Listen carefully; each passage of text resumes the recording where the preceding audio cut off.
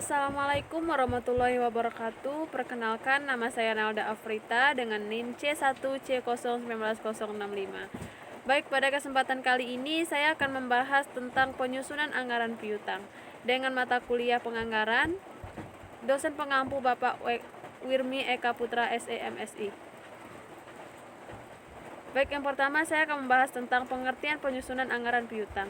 Anggaran piutang adalah anggaran yang merencanakan secara terperinci tentang jumlah piutang perusahaan akibat penjualan secara kredit disertai dengan perubahan-perubahan, pertambahan piutang, piutang tertagih, sisa piutang dari waktu ke waktu selama periode yang akan datang. Penjualan yang dilakukan oleh perusahaan secara kredit memiliki tujuan peningkatan volume penjualan dikarenakan meningkatnya tingkat persaingan mengingat kompetitor yang semakin berani memberikan kredit dengan tujuan meningkatkan penjualan maupun meningkatkan jumlah pasar.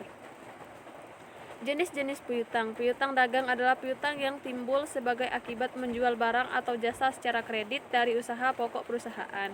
Piutang wesel adalah piutang yang didukung oleh janji tertulis dan dalam bentuk wesel.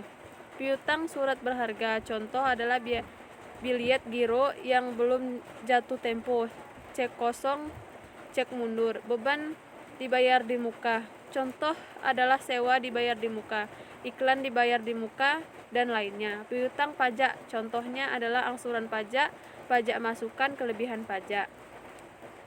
Manfaat anggaran piutang. Yang pertama sebagai pedoman kerja, yang kedua sebagai alat pengkoordinasian kerja, dan yang terakhir yaitu sebagai alat pengawasan kerja.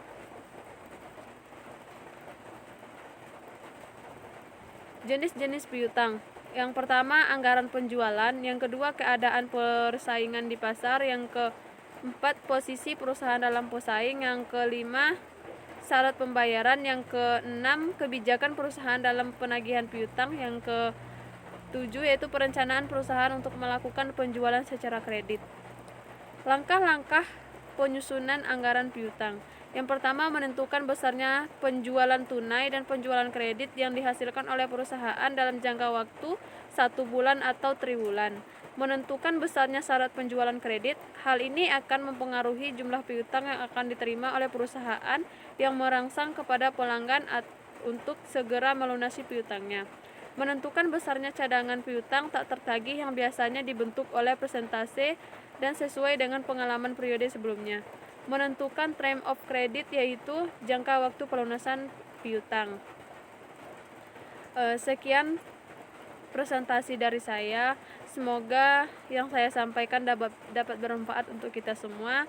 Saya akhiri dengan wassalamualaikum warahmatullahi wabarakatuh.